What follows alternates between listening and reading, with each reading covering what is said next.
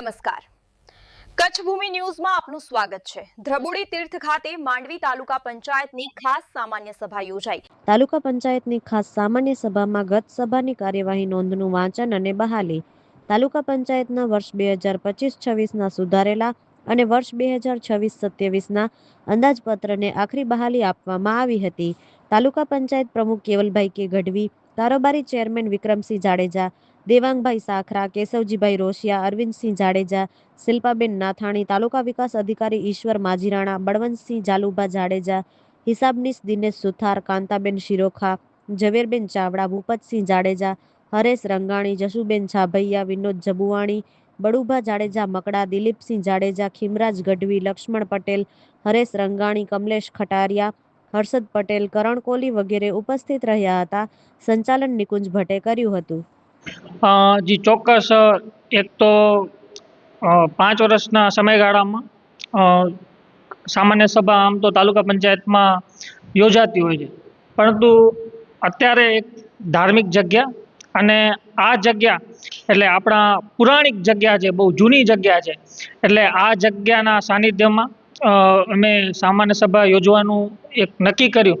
કારણ કે આ તીર્થ ઉપર આવી અને એક તો પાવનતા અને આ સ્થળની પણ બધાને લોકોને ધ્યાનમાં આવે એટલે અમારો મુખ્યત્વે અહીં સામાન્ય સભા યોજવાનું આયોજન થયું।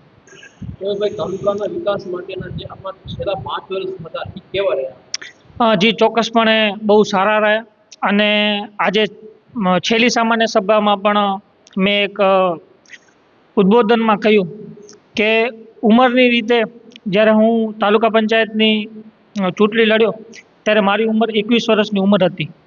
આમાં એક યુવા તરીકે જુસ્સો તો હોય જ, કંઈક નવું કામ કરવાનું, કંઈક ઉર્જા હોય, પણ સાથે સાથે અનુભવની જરૂર પડતી હોય।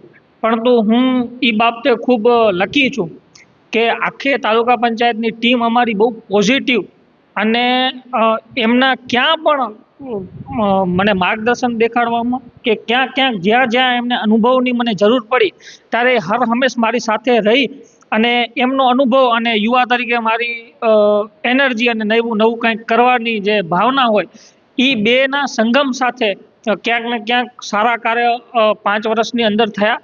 અને મેં મારા આયોજનમાં પણ જ્યારે હું તાલુકા પંચાયતનો પ્રમુખ બન્યો ત્યારે અમે એવું જ નક્કી કર્યું હતું કે જેટલા રૂપિયા આવે ને એમાં હું જો ધારું તો મારી તાલુકા પંચાયતની સીટ ઉપર હું વધુ આપી શકું, બીજી તાલુકા પંચાયતની સીટ ઉપર ઓછો, ક્યાંક ને ક્યાંક અનબેલેન્સ થાય।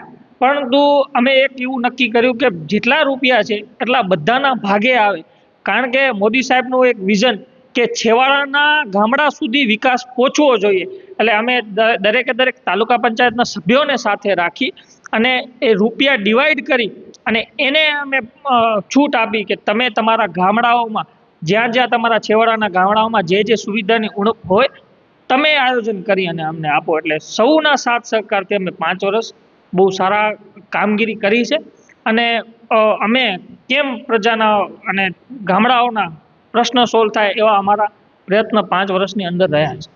કેવલભાઈ, જે છે 21 વર્ષની ઉંમરે કોઈ પણ જે છોકરાઓ ભણતા હોય છે, એજ્યુકેશન જતા હોય, ત્યારે આ 21 વર્ષની ઉંમરે તાલુકા પંચાયત સદસ્ય બન્યા અને ગુજરાતના સૌથી યુવા તાલુકા પંચાયતના પ્રમુખ 24 વર્ષે બન્યા છે। સત્તા શું છે, શાસન શું છે, શું હું એવું અનુભવું છું કે સત્તા છે ને એ કંઈ પરમાનન્ટ છે નહીં કોઈ, અને હું સત્તા ઉપર આવું અને મારી જાતને કંઈક અહમ કરી લઉં કે અત્યારે હું તાલુકા પંચાયતના સભ્ય છું, પરંતુ સત્તા છે ને એ મારું માનવું એવું છે કે એ સેવાનું માધ્યમ છે। કારણ કે એમને એમ તમે કામ કરી શકો સેવાના, પરંતુ ક્યાંક ને ક્યાંક તમારી જોડે સત્તા હોય તો એનાથી તમે વિશેષ કામ કરી શકો। એટલે એક યુવા તરીકે અને મારા તો પરિવારના અને એવા શિખામણ મળી છે કે હર હંમેશ ક્યારે પણ સત્તા છે ને એનો ક્યારે પણ મોહ ન હોવો જોઈએ। કારણ કે આજ મારી ટર્મ પૂરી થાય છે તો કાલે મારે ખુરશી ઉપર કે પટમાં બેસવાથી મારે પરે ન હોવો જોઈએ। એટલે મેં મારી 5 વર્ષની ટર્મમાં ક્યારે પણ એવો સિંગલ મારા મનમાં વિચાર આવવા નથી દીધો કે તું તાલુકા પંચાયતનો સભ્ય છો।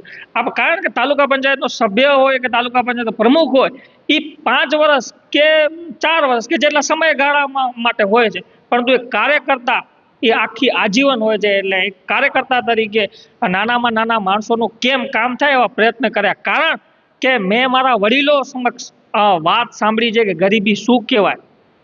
એની નબળી પરિસ્થિતિમાંથી આવી અને અત્યારે માતાજીની દયાથી આગળ વધ્યા છે.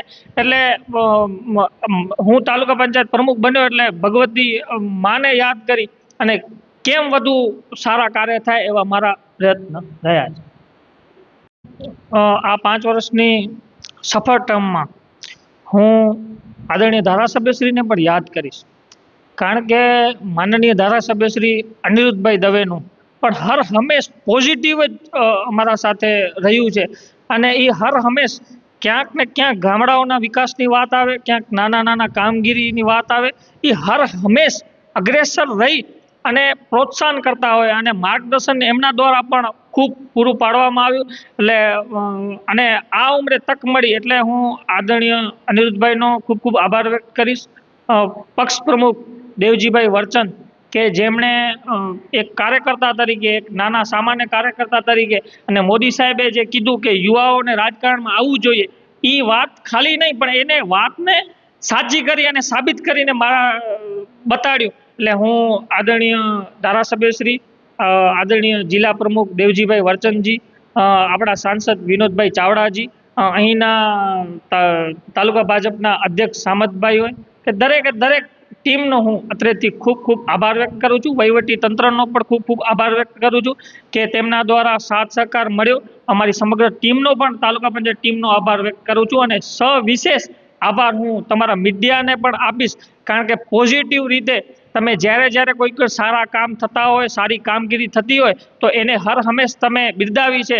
એટલે સાચા ખરા અર્થમાં ત્રીજા સ્તંભ તરીકે તમે કામ કર્યો છે. એટલે હું તમારો પણ અહીં આભાર વ્યક્ત કરું છું.